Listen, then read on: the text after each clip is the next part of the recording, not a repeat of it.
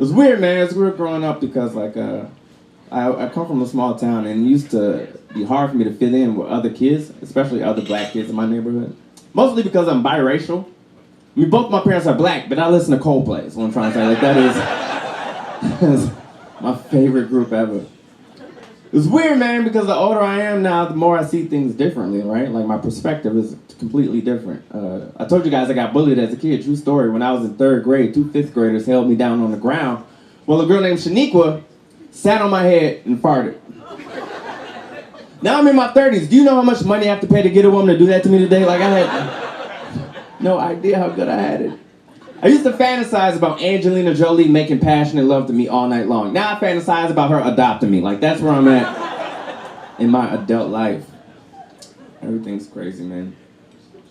And there's certain things that I'm not used to, too, because I'm from a small town. Like, I'm not impressed by big things, right? Like, I have a few friends who have money. I don't have a lot of money, but I have friends who have money. And one of my friends who has money invited me out for his birthday at 4040 Club. This is Jay-Z's club, right? Now, we're at the club. We're in the VIP section, and we're having a good time, right? My friend orders a $500 bottle of champagne.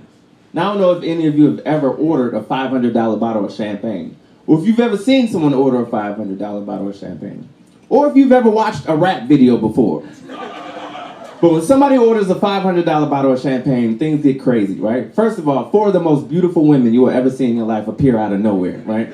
They're holding the bottle in their hands. Now, the bottle has 4th of July sparklers shooting out of the bottle, right? They parade the bottle through the club. Now, everyone in the club is focused on this bottle. And everyone simultaneously says to themselves, oh my God, who bought the $500 bottle of champagne? Then they place the bottle at the table, and now the person who ordered the bottle has to sit there and act like he didn't know this parade was about to take place when he ordered this bottle, right? My friend and I are standing there, we're having a good time, but then he starts to tease me a little bit. He's like, yeah, I'm balling. I'm living life. I know you wish you was balling like me. And I was like, whatever. I don't know why I did this move right here. It's not my proudest moment. I felt like Beyonce was playing. I was feeling a bit Sasha Fierce in the moment. But I did it. I'm like, whatever. I be balling. I just don't ball the same way that you ball. I ball the way that I ball. I ball on my level. I ball in my lane. Like, can I go into a hip-hop club, order a $500 bottle of champagne, have 4 beautiful women bring it out while it's on fire, and have everybody in the room go, oh my God, who ordered the $500 bottle of champagne? No. But what I can do is go into a TGI Fridays, order the sizzling fajitas, and get the same reaction from everybody in the restaurant. It's the same. It's the exact same thing. Exact same thing. Talking about this with some of my friends earlier. I don't know if you guys remember, it was in the news not too long ago. In Indiana, I don't know if anybody's from Indiana here, but in Indiana, certain restaurants weren't serving gay people, right? Did you guys hear about this in the news? Certain restaurants weren't serving gay people, right? It was crazy. It started reminding me about, like, back in the civil rights days where black people couldn't eat in certain restaurants, right? Which is crazy. Like in the 40s and the 50s, they would have these sit-ins, and black people would go into the restaurants, and they would sit there to be served, but then the owners of the restaurants, they would beat them and spit on them and throw food on them, and then police would come and beat them and throw food on them and spit on them, and then news people would come film it, and that's kind of how segregation got ended and how civil rights got passed. I watched a documentary about it. It was great. They were interviewing people that were involved in the sit-ins. It was a nice documentary. But then I thought about it, and if I could interview anybody from the sit-ins, from that time period, who were involved in the sit-ins, I wouldn't interview anybody that was actually involved in the sit-ins, right?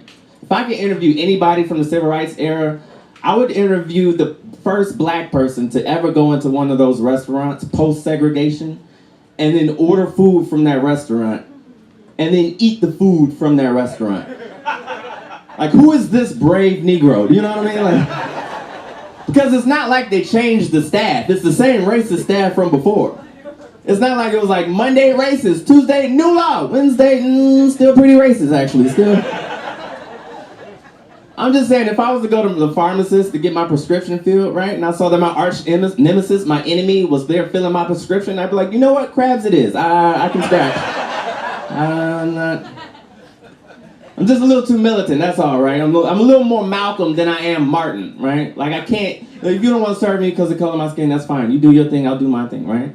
Like, I won't even eat at Johnny Rockets because it looks like a place that used to not serve people that look like me. You know what I mean?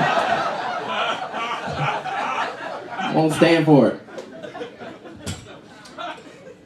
Let's see. I got the light. What else do I want to end on?